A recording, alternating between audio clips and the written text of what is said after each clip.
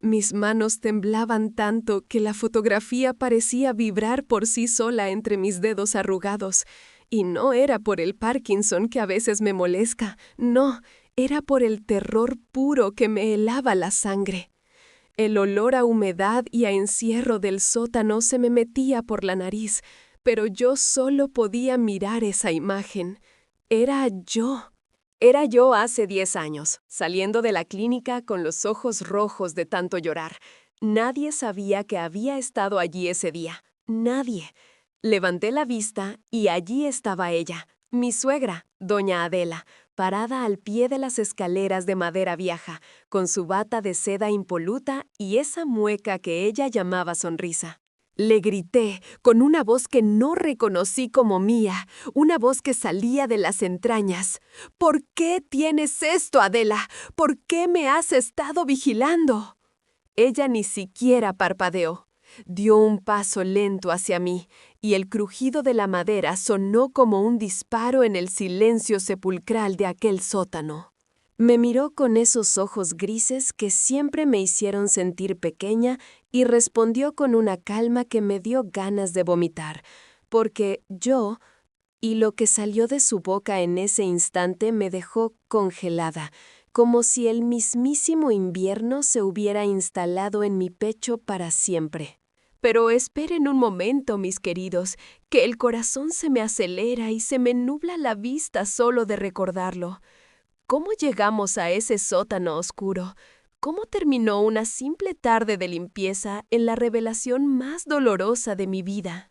Siéntense aquí conmigo, que les voy a contar todo desde el principio, desde antes de que los gritos rompieran la calma, cuando todo parecía, entre muchas comillas, normal. Todo comenzó apenas 2 días antes. Recuerdo que era una mañana de martes, de esas grises y pesadas donde el sol no termina de salir y a una le duelen las rodillas más de la cuenta. Yo estaba en mi cocina, terminando de secar los platos del desayuno. Me gusta mi cocina, es pequeña, pero huele a canela y a jabón de limón, no como la casa de ella. El teléfono sonó y, aunque no tengo identificador de llamadas en el aparato de la pared, supe que era ella. Una lo siente en los huesos. Ni un ¿qué tal amaneciste? Solo esa voz seca, imperativa, que siempre ha sonado como si estuviera dando órdenes a un regimiento en lugar de hablar con la esposa de su difunto hijo. «Teresa, necesito que vengas», dijo Adela. No era una pregunta. Nunca lo era. Suspiré, tratando de no hacer ruido para que no se ofendiera, porque Dios sabe que esa mujer se ofende hasta por el vuelo de una mosca. Le pregunté qué pasaba, si se sentía mal. Ella tiene 85 años, 5 más que yo, pero siempre ha gozado de una salud de hierro, seguramente porque la mala hierba nunca muere, como decían en mi pueblo. La chica que limpia se ha ido. «Dice que no aguanta mi carácter, la muy descarada», bufó ella a través del auricular, y pude imaginarla perfectamente, sentada en su sillón de terciopelo, con el dedo lleno de anillos golpeando el reposabrazos. «La casa está hecha un desastre y necesito organizar el sótano. Ya sabes que no puedo bajar escaleras con mi cadera. Tienes que venir a ayudarme». Sentí esa punzada de humillación de siempre. Yo también soy una anciana, yo también tengo dolores, pero para Adela siempre fui la nuera pobre, la que venía de una familia de obreros, la que debía estar agradecida de que su hijo, mi amado y difunto Roberto, se hubiera fijado en mí.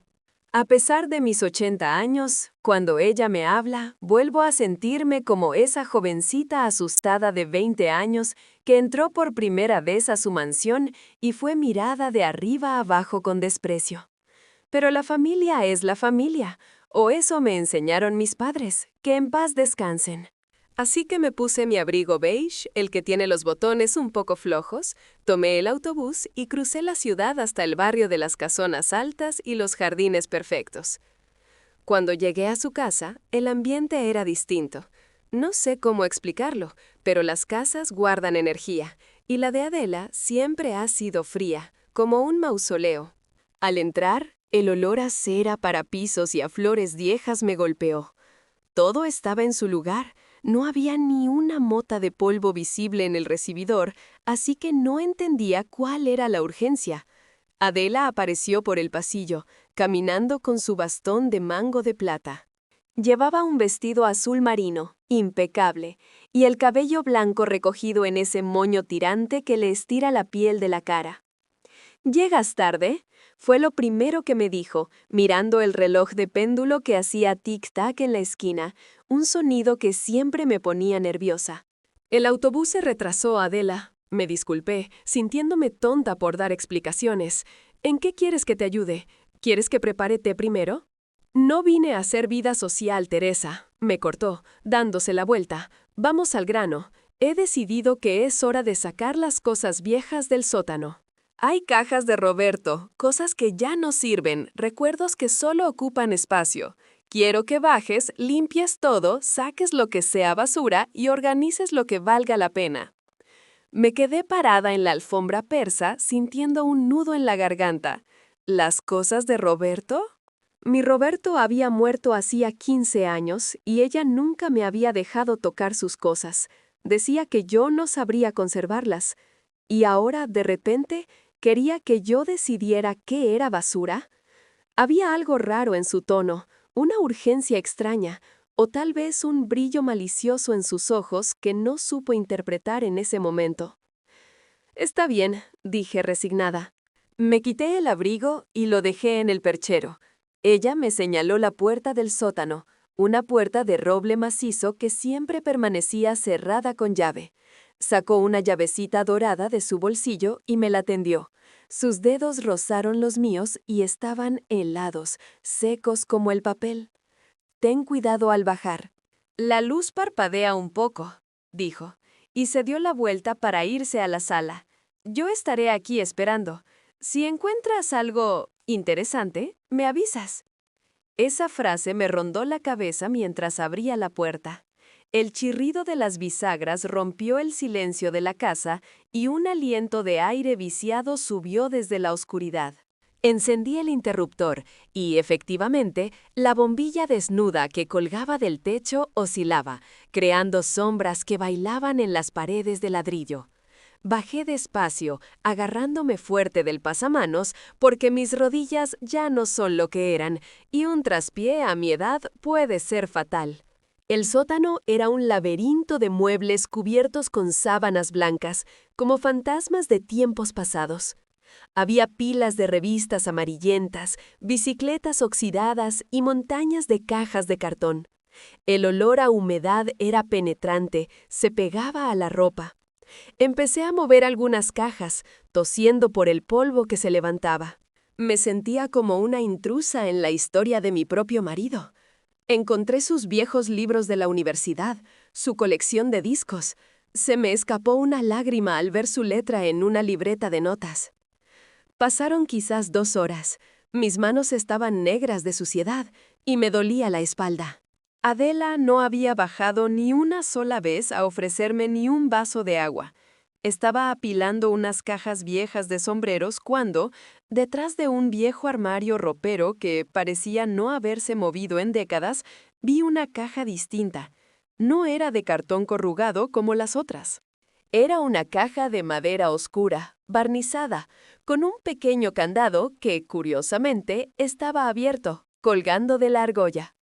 Me acerqué, sintiendo una curiosidad que me picaba en la nuca. No tenía etiqueta, no decía Roberto ni documentos.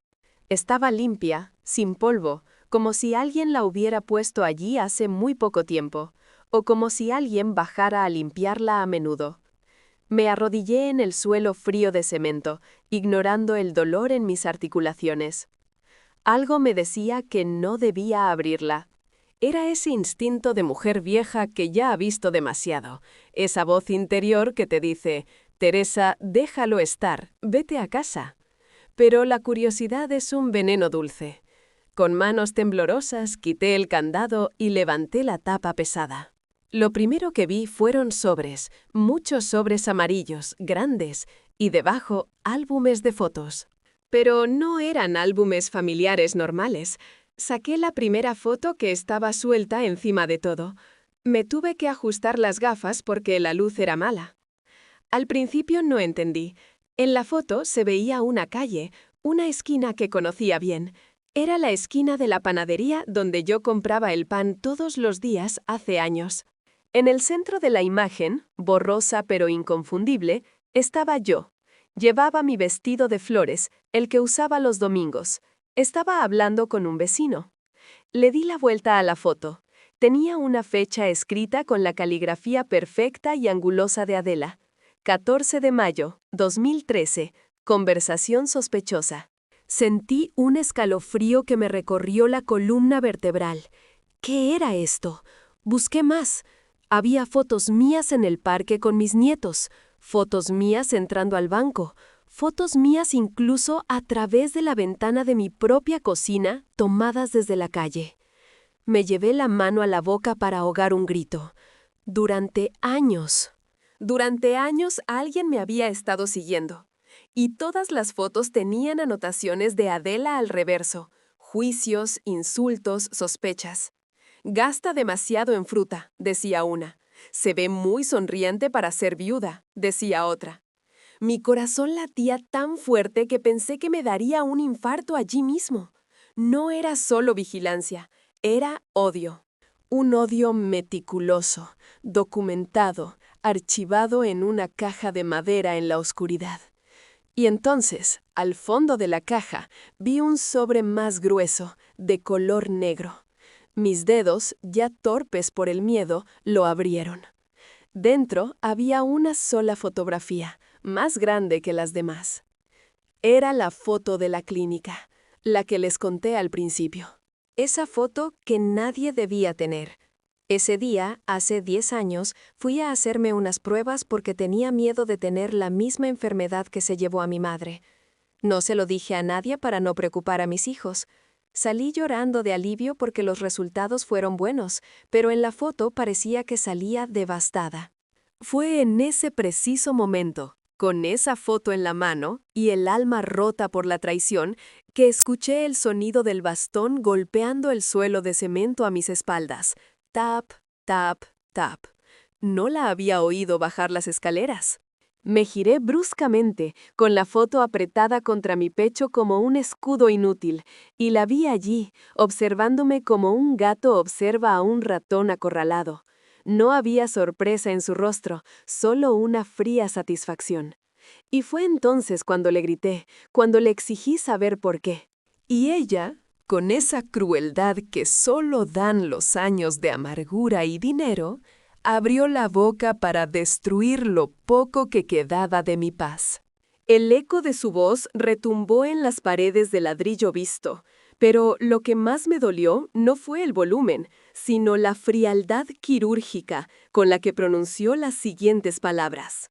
Adela terminó de bajar el último escalón y, a pesar de su edad, se movía con esa rigidez aristocrática que siempre la caracterizó, como si el polvo del sótano no se atreviera a tocar el dobladillo de su bata de seda.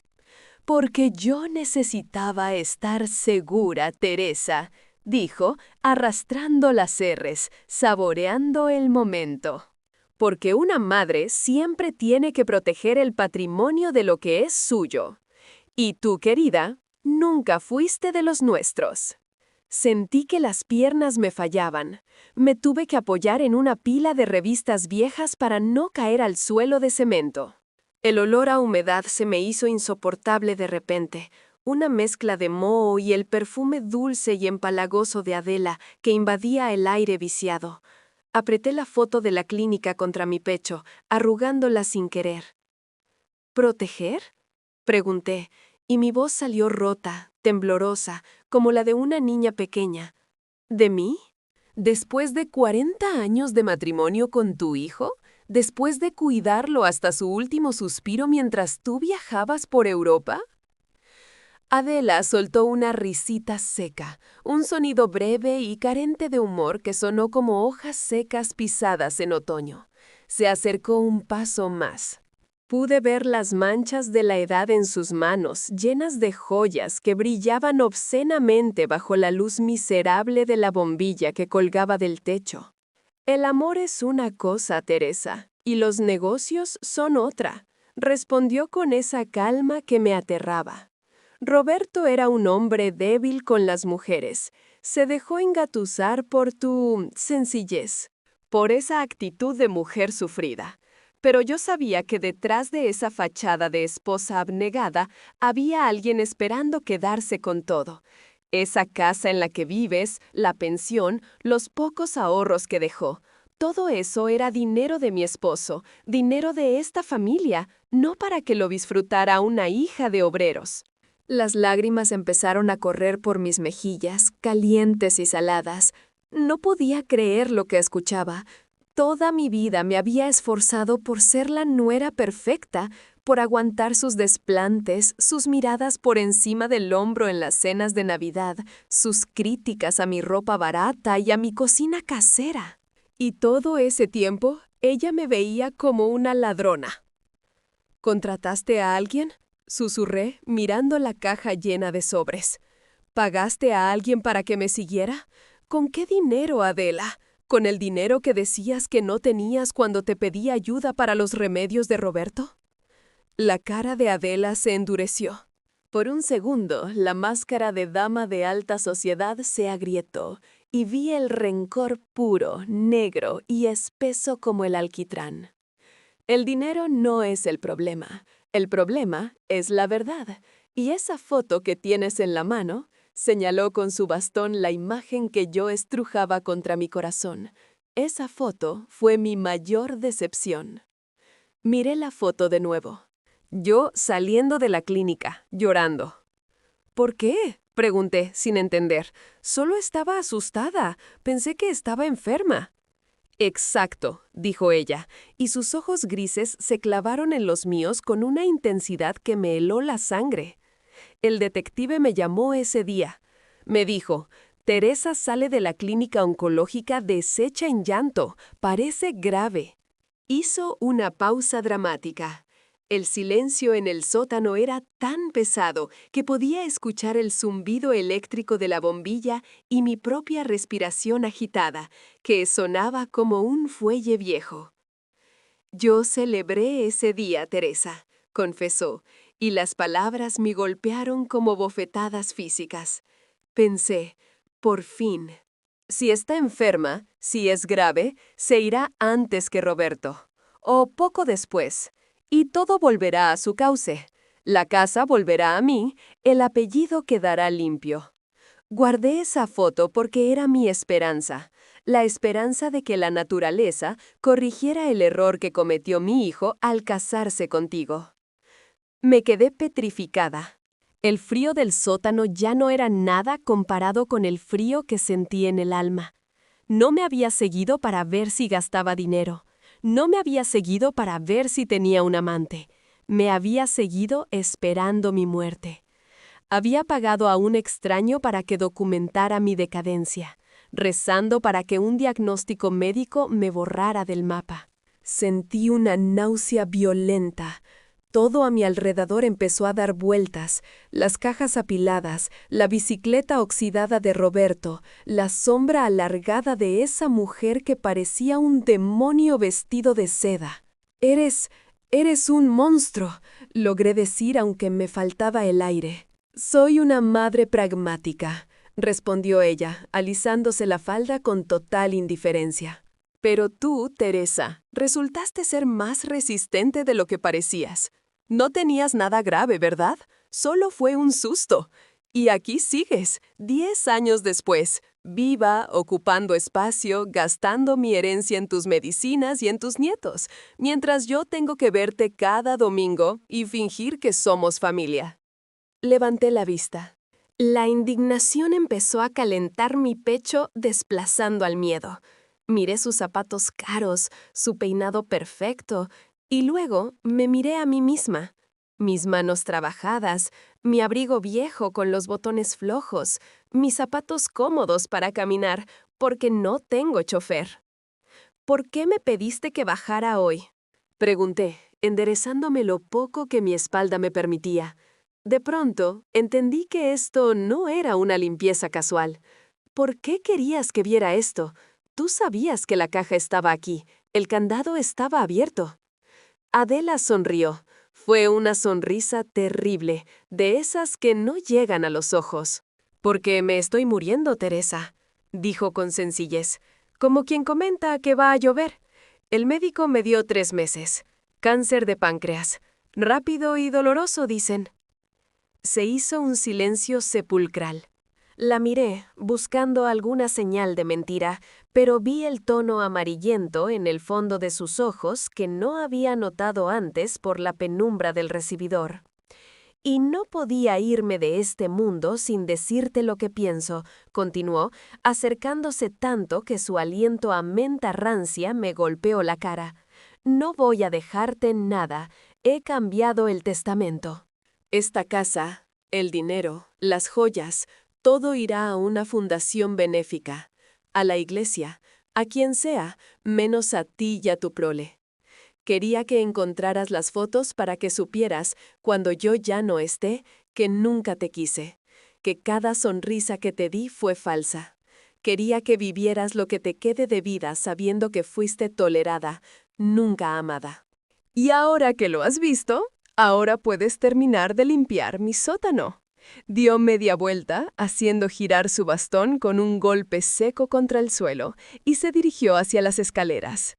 «Limpia bien, Teresa», ordenó sin mirarme, empezando a subir con dificultad. «No quiero polvo cuando vengan los tasadores la próxima semana». La vi subir, escalón por escalón, lenta, como una araña negra regresando a su nido.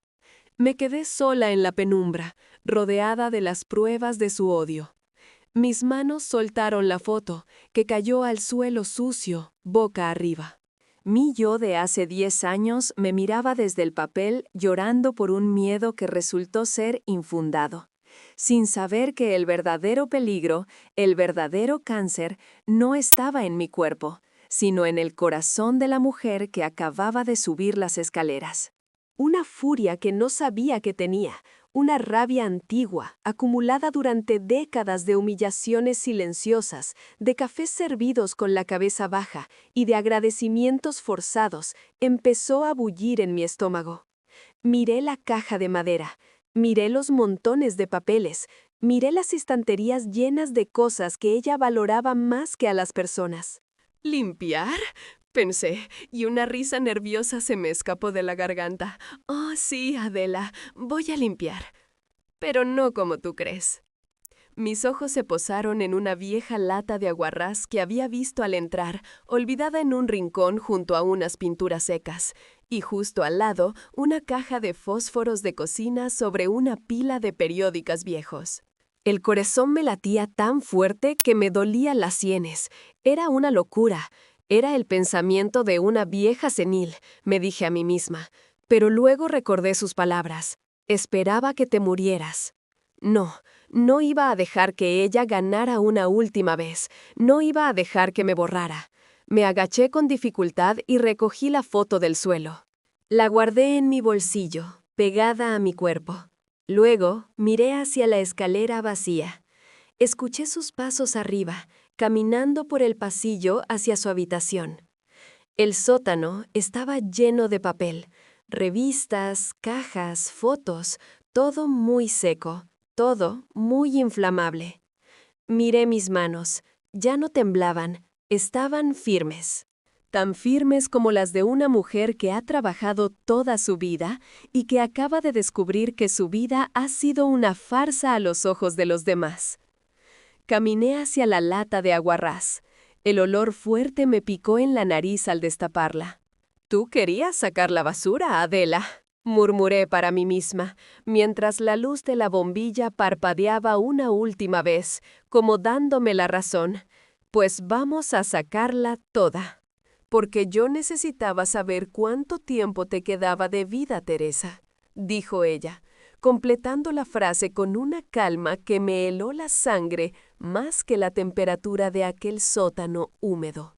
Sus palabras quedaron flotando en el aire viciado, mezclándose con el olor a moho y a polvo acumulado. Me quedé inmóvil, sintiendo cómo mis rodillas, ya de por sí doloridas por la humedad, amenazaban con ceder bajo el peso de su confesión. La bombilla desnuda sobre nuestras cabezas parpadeó con un zumbido eléctrico, arrojando sombras largas y deformes sobre su rostro arrugado, haciendo que sus ojos parecieran dos pozos oscuros sin fondo. No entendí al principio. Mi mente de 80 años, cansada y aturdida, trataba de procesar la maldad que implicaba esa oración. Apreté la foto contra mi pecho, arrugando el papel satinado sin querer. Era la foto donde yo salía llorando a la salida de la clínica, aquel día gris de hace una década en el que temí tener cáncer y resultaron ser solo nervios y anemia. ¿Cómo dices?, pregunté, y mi voz salió temblorosa, un hilo de sonido que apenas se escuchó sobre el goteo lejano de alguna tubería vieja. Adela suspiró, como si le aburriera tener que explicar lo obvio a una niña pequeña. Dio un paso hacia mí, apoyando todo su peso en ese bastón de mango de plata que golpeó el suelo de cemento con un sonido seco y autoritario. El detective me llamó ese día, continuó, y vi una sonrisa torcida asomar en sus labios finos, pintados de un rojo que sangraba por las grietas de su piel. Me dijo que salías destrozada del oncólogo. Me envió la foto inmediatamente. Y tengo que admitir, Teresa, que fue uno de los días más esperanzadores de mi vida. Sentí una náusea violenta subirme por la garganta. No era solo el polvo, era el asco. Un asco profundo y visceral hacia esa mujer a la que había llamado madre por respeto a mi marido durante 40 años. ¿Esperanzador?, repetí, sintiendo que las lágrimas calientes empezaban a escocerme en los párpados. ¿Esperabas que estuviera muriendo? ¿Eso es lo que querías? No te lo tomes como algo personal, querida. Era una cuestión de patrimonio, respondió ella, alisándose la falda de lana impoluta como si estuviéramos tomando el té en su salón y no rodeadas de basura. Roberto siempre fue un blando. Sabía que si él moría antes, te lo dejaría todo a ti. A ti, una mujer sin apellido, sin clase, que convirtió a mi hijo en un simple hombre de familia mediocre. Pero si tú morías primero, si tú morías primero, él volvería a mí, volvería a casa, y el dinero de los García Valdés se quedaría donde pertenece. Me tuve que apoyar en una pila de cajas de cartón porque el mundo me daba vueltas. Durante años yo la había cuidado. Le había llevado sopa cuando estaba resfriada, había aguantado sus desplantes en las cenas de Navidad, había obligado a mis hijos a besarla aunque ella oliera a naftalina y desprecio. Y todo ese tiempo ella me miraba esperando ver los signos de la muerte en mi cara. Cada vez que tosiendo, cada vez que me quejaba de un dolor, ella no sentía preocupación, sentía anticipación. Esa foto, señaló con un dedo huesudo y lleno de anillos la imagen que yo sostenía, fue mi gran decepción. Resultaste ser más dura que una cucaracha, Teresa. No tenías nada. Seguiste viva. Seguiste aquí, ocupando espacio, gastando el aire y el dinero de mi hijo. Y luego él se murió. Él se fue antes y te quedaste tú. La ironía del destino. La miré y por primera vez en mi vida no vi a mi suegra, no vi a la abuela de mis nietos, vi a un monstruo triste y seco, consumido por su propia avaricia. El silencio se hizo denso, pesado como una losa. Podía escuchar mi propia respiración, agitada y sibilante, y el latido desbocado de mi corazón golpeándome las costillas como un pájaro enjaulado. «Eres mala, Adela», susurré. No fue un insulto, fue una constatación, una verdad simple. Tienes el alma negra. Ella soltó una carcajada breve, seca, como el crujido de una rama muerta. La bondad es un consuelo para los pobres, Teresa. Yo tengo cosas más importantes. Y ahora, ya que estamos siendo sinceras, hay algo más que debes saber. La razón por la que te hice bajar aquí hoy. Me tensé. Instintivamente di un paso atrás, chocando contra el viejo armario ropero. Su mirada brillaba con una intensidad febril, una mezcla de triunfo y locura. «Me estoy muriendo», dijo de pronto, borrando la sonrisa de su cara. «El médico me dio 3 meses. Cáncer de páncreas, rápido, doloroso y definitivo». Me quedé paralizada. La noticia debería haberme provocado compasión. Soy una mujer de fe, siempre lo he sido. Pero en ese momento, mirando sus ojos fríos, no sentí nada más que un vacío inmenso. «¿Y por qué me lo dices ahora?», pregunté, protegiéndome el pecho con los brazos cruzados. «Porque he cambiado el testamento esta mañana», dijo, y cada palabra fue un golpe de martillo. «No te voy a dejar nada, ni la casa, ni las cuentas, ni las joyas. Todo se venderá y el dinero irá a una fundación, a la iglesia, a quien sea, menos a ti y a tus hijos». Quería que vieras estas fotos, que supieras que te he vigilado cada paso, para que entiendas que nunca fuiste de la familia. Y quería ver tu cara cuando supieras que te vas a quedar en la calle, que vas a vivir tus últimos años en la miseria, justo donde empezaste antes de casar a mi hijo. El dolor fue tan agudo que pensé que me daría un infarto allí mismo. No por el dinero, Dios sabe que sé vivir con poco, sino por la maldad pura, destilada durante décadas, por mis hijos, que no verían nada del esfuerzo de su padre, por la injusticia de haber servido a una tirana que me odiaba por el simple hecho de respirar. Adela se dio la vuelta lentamente, satisfecha con el efecto de su veneno.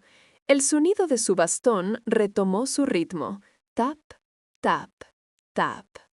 Caminó hacia la escalera con esa rigidez aristocrática que ni la muerte inminente lograba doblar. «Termina de limpiar, Teresa», ordenó sin mirarme, empezando a subir los escalones de madera que crujían bajo sus pies. «Quiero este sótano impecable. Mañana vendrán los tasadores y no quiero que encuentren tu basura mezclada con mis antigüedades. Cierra la puerta al salir». La vi ascender, lenta como una araña negra regresando a su tela, hasta que desapareció por el marco de la puerta superior. Escuché sus pasos alejarse por el pasillo, luego el sonido de la puerta de su habitación cerrándose. Me quedé sola. El silencio volvió a caer sobre el sótano, pero ahora era diferente. Ya no era un silencio de miedo, era un silencio eléctrico, cargado de una energía nueva. Miré la caja de fotos. Miré los sobres amarillos con los informes del detective. Miré las pilas de periódicos viejos, las revistas secas de hace 30 años, los muebles de madera barnizada cubiertos de sábanas. Todo allí era viejo, seco, combustible. Mis manos dejaron de temblar. Una calma extraña, fría y terrible se apoderó de mí. Me sequé las lágrimas con el dorso de la mano sucia de polvo. Ya no había tristeza en mi pecho, solo había fuego, un fuego que había estado contenido durante 40 años de humillaciones, de silencios, de agachar la cabeza. «¿Limpiar?», pensé, y una risa nerviosa, casi histérica, se me escapó de la garganta. «Sí, Adela, voy a limpiar. Voy a limpiarlo todo». Mis ojos se posaron en un rincón, junto a las herramientas oxidadas de Roberto. Allí, olvidada en el suelo, había una vieja lata de aguarrás mineral que él usaba para limpiar sus pinceles. Y justo al lado, sobre una mesa de trabajo cubierta de serrín, una caja de ceridas de cocina. Caminé hacia allí. Mis pasos resonaron firmes en el cemento. No me dolían las rodillas, no me dolía la espalda, me sentía fuerte. Me sentía, por primera vez en mi vida, dueña de mi destino. Agarré la lata. Estaba medio llena. El líquido chapoteó en su interior, un sonido que me pareció música. Destapé la lata. El olor químico y penetrante del aguarrás inundó mis fosas nasales, borrando el perfume rancio de Adela que aún flotaba en el ambiente. Ella quería que sacara la basura. Ella quería que no quedara nada mío. Comencé a rociar el líquido sobre las cajas de fotos, sobre los informes del detective que decían que yo era una cazafortunas, sobre las sábanas que cubrían los muebles antiguos que ella amaba más que a su propio hijo. El líquido empapó el papel seco con avidez. Mi corazón latía con fuerza, pero no de miedo, sino de una extraña euforia. Era una locura, lo sabía. Una mujer de 80 años no hace estas cosas. Pero una mujer de 80 años tampoco debería descubrir que su vida ha sido una mentira vigilada. Llegué al pie de la escalera. Miré hacia arriba, hacia la oscuridad del pasillo donde ella dormía, seguramente soñando con su victoria final. Saqué una cerilla de la caja. El raspado de la cabeza de fósforo contra la lija fue el sonido más fuerte que había escuchado en años. La pequeña llama naranja cobró vida, bailando entre mis dedos manchados de vejez y trabajo. «Que Dios me perdone», susurré, mirando la llama hipnótica. «Pero tú no mereces misericordia, Adela». Y dejé caer la cerilla sobre la pila de fotos empapadas en aguarrás. Porque yo necesitaba saber con exactitud cuánto tiempo te quedaba de vida, Teresa, dijo ella, completando la frase con una calma tan fría que sentí cómo se me congelaban los huesos, más allá del relente húmedo de aquel sótano. Sus palabras quedaron flotando en el aire viciado, mezclándose con el olor a moho y a polvo antiguo. Me quedé inmóvil, sintiendo cómo mis rodillas, que ya me dolían por la bajada de las escaleras, amenazaban con ceder bajo el peso de su confesión. La bombilla desnuda sobre nuestras cabezas parpadeó con un zumbido eléctrico, arrojando sombras largas y deformes sobre su rostro arrugado, haciendo que sus ojos parecieran dos pozos oscuros sin fondo. Apreté la foto contra mi pecho, arrugando el papel satinado sin querer. Era esa imagen mía llorando a la salida de la clínica hace 10 años, aquel día gris en el que temí tener algo malo y solo resultaron ser los nervios y la anemia de tanto trabajar. «¿Cómo dices?», pregunté, y mi voz salió temblorosa, un hilo de sonido que apenas se escuchó sobre el goteo lejano de alguna tubería vieja. No quería entender. Mi mente de 80 años se resistía a aceptar tanta maldad. Adela suspiró, como si le aburriera tener que explicar lo obvio a una niña pequeña o a una sirvienta lenta. Di un paso hacia mí, apoyando todo su peso en ese bastón con mango de plata que golpeó el suelo de cemento con un sonido seco. ¡Tac! El detective me llamó ese día, continuó, y vi una sonrisa torcida asomar en sus labios finos, pintados de un rojo que sangraba por las grietas de su piel de anciana. Me dijo que salías destrozada del oncólogo. Me envió la foto inmediatamente. Y tengo que admitir, Teresa, que fue uno de los días más esperanzadores de mi vida. Brindé con Jerez esa noche. Sentí una náusea violenta subirme por la garganta. No era solo el polvo, era el asco. Un asco profundo y visceral hacia esa mujer a la que había llamado madre por respeto a mi marido durante 40 años. ¿Esperanzador?, repetí, sintiendo que las lágrimas calientes, de pura rabia, empezaban a escocerme en los párpados. ¿Esperabas que me estuviera muriendo? ¿Eso es lo que querías? ¿Ver a la madre de tus nietos en una caja? No te lo tomes como algo personal, querida. Era una simple cuestión de patrimonio y orden natural, respondió ella, alisándose la falda de lana impoluta, como si estuviéramos tomando el té en su salón de porcelana y no rodeadas de basura. Roberto siempre fue un blando. Sabía que si él moría antes, te lo dejaría todo a ti. A ti, una mujer sin apellido, sin clase, que convirtió a mi hijo en un simple hombre de familia mediocre. Pero si tú morías primero, si tú morías primero, él volvería a mí, volvería a esta casa, y el dinero de los García Valdés se quedaría donde pertenece.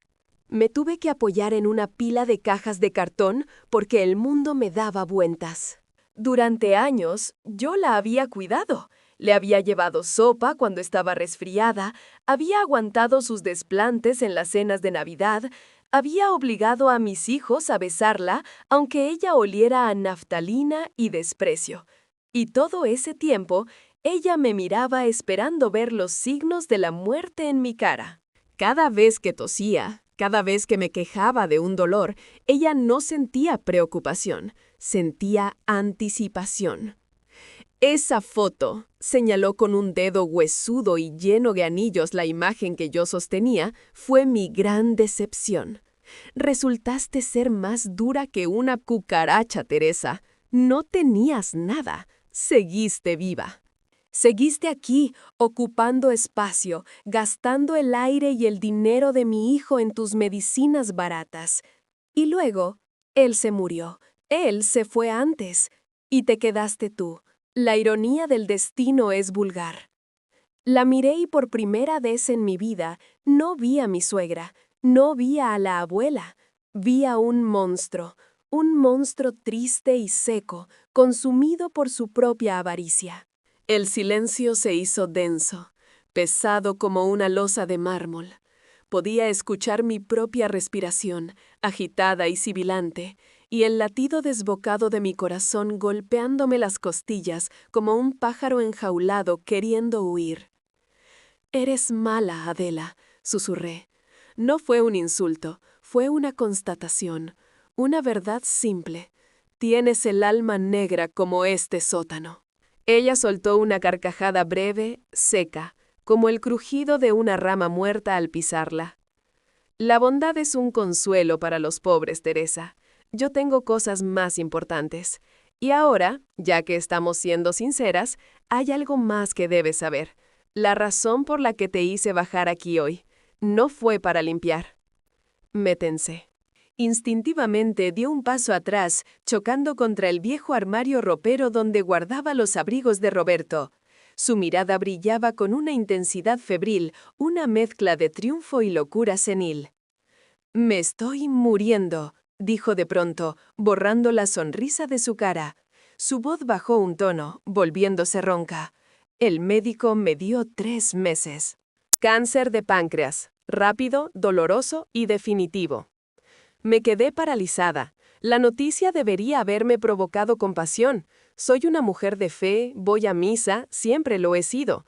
Pero en ese momento, mirando sus ojos amarillentos por la enfermedad y el odio, no sentí nada más que un vacío inmenso.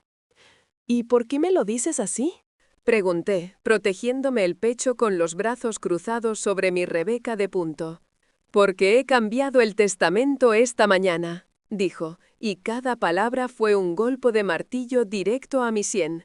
«No te voy a dejar nada, ni la casa, ni las cuentas, ni las joyas de mi madre. Todo se venderá y el dinero irá a una fundación, a la iglesia, a quien sea, menos a ti y a tu prole. Quería que vieras estas fotos, que supieras que te he vigilado cada paso, para que entiendas que nunca fuiste de la familia. Y quería ver tu cara cuando supieras que te vas a quedar en la calle, que vas a vivir tus últimos años en la miseria, justo donde empezaste antes de casar a mi hijo».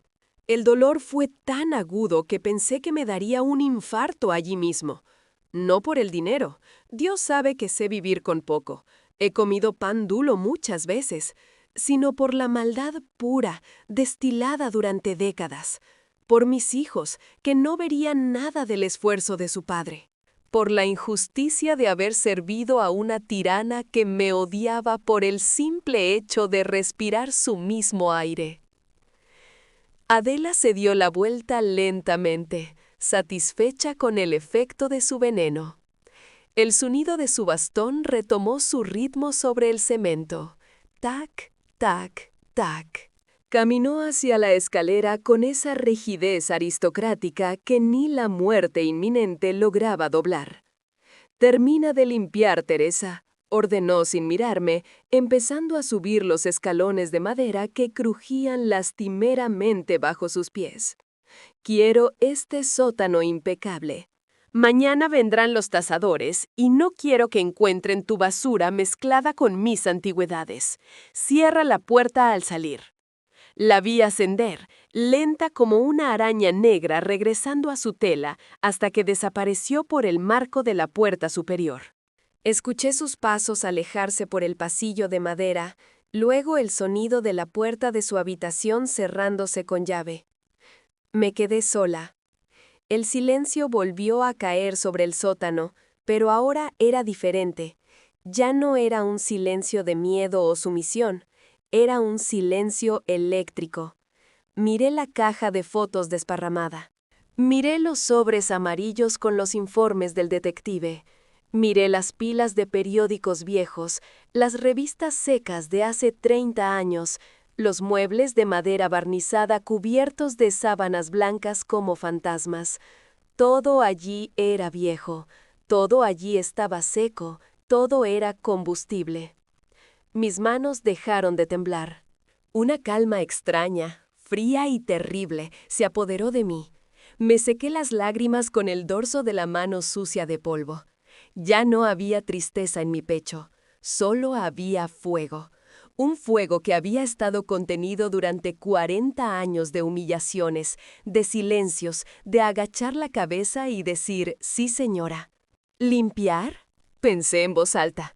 Y una risa nerviosa, casi histérica, se me escapó de la garganta. Sí, Adela, voy a limpiarlo todo, de raíz. Mis ojos se posaron en un rincón oscuro, junto a las herramientas oxidadas que Roberto solía usar los domingos. Allí, olvidada en el suelo, había una vieja lata de aguarrás mineral de 5 litros. Y justo al lado, sobre una mesa de trabajo cubierta de serrín, una caja de cerillas de cocina grande, de las de madera. Caminé hacia allí. Mis pasos resonaron firmes en el cemento. No me dolían las rodillas, no me dolía la espalda. Me sentía fuerte. Me sentía, por primera vez en mi vida, dueña de mi propio destino. Agarré la lata por el asa. Estaba medio llena. El líquido chapoteó en su interior, un sonido que me pareció la música más dulce del mundo. Destapé la lata con fuerza. El olor químico y penetrante del aguarrás inundó mis fosas nasales, borrando de golpe el perfume rancio de Adela que aún flotaba en el ambiente como una plaga.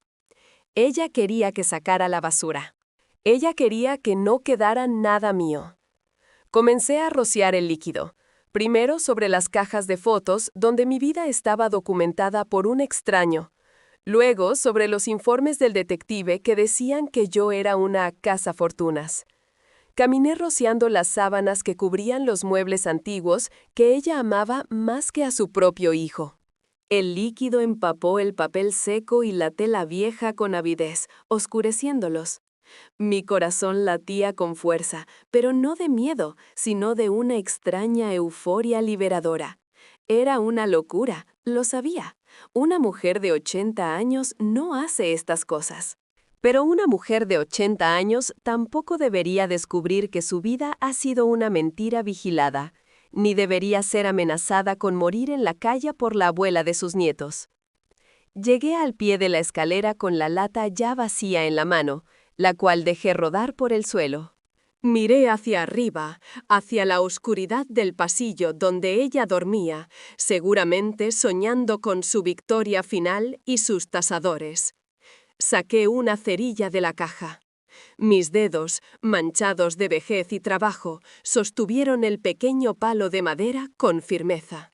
El raspado de la cabeza de fósforo contra la lija fue el sonido más fuerte que había escuchado en años.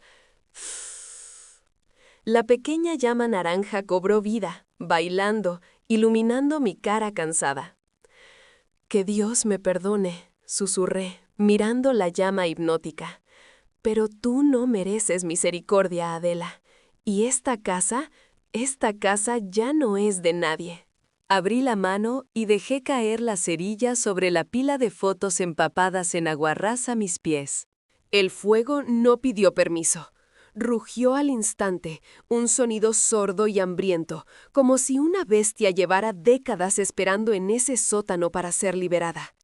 El aguarrás prendió con una violencia que me obligó a retroceder, y el calor golpeó mi cara con una fuerza que secó mis lágrimas al instante.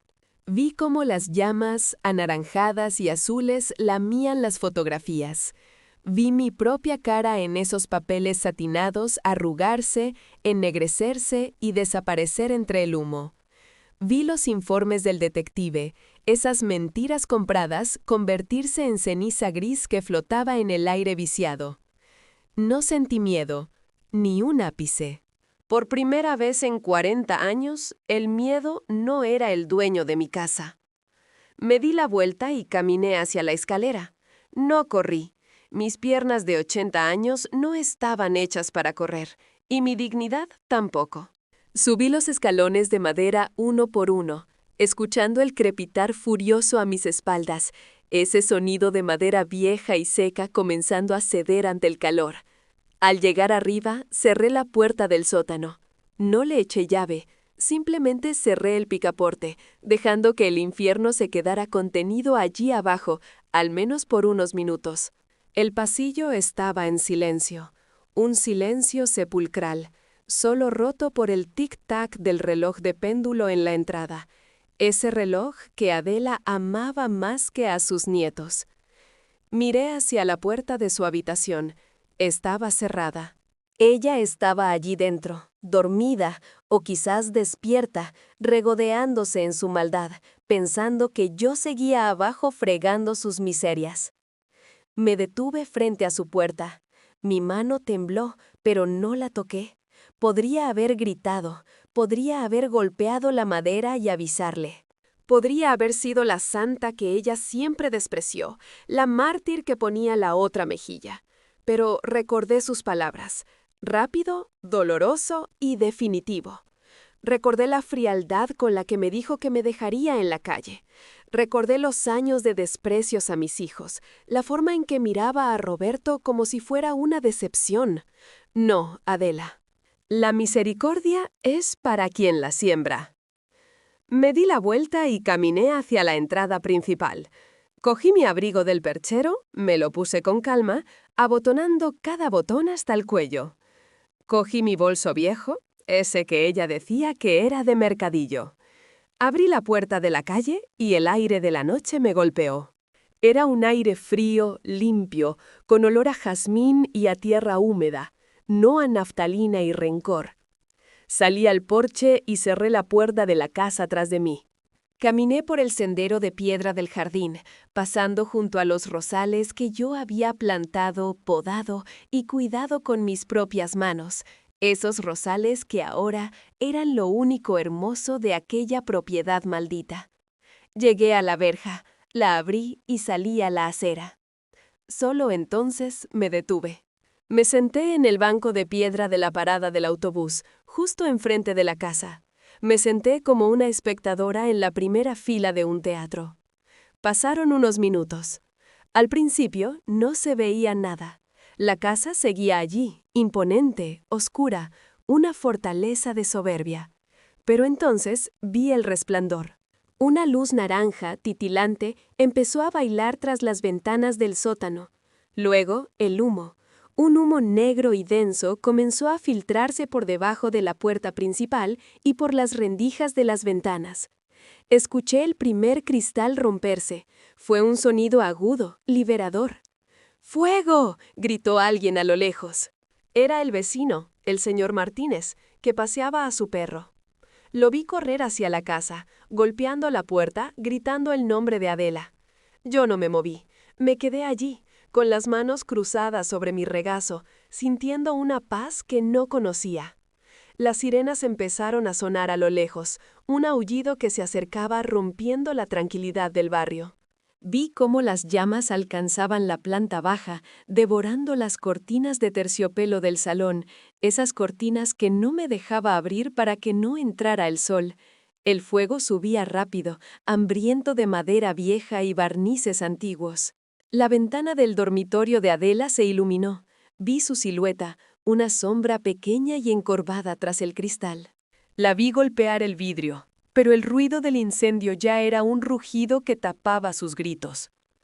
Los bomberos llegaron en ese momento, un torbellino de luces rojas y azules girando en la oscuridad. Desplegaron mangueras, gritaron órdenes, rompieron la puerta con hachas. Vi cómo sacaban a una figura envuelta en una manta, tosiendo, ahogada por el humo, pero viva. La sacaron en camilla. Era Adela. Había sobrevivido. Suspiré. Una parte de mí, la parte oscura, que había nacido esa noche en el sótano, sintió una punzada de decepción. Pero la otra parte, la Teresa que creía en Dios, supo que era mejor así.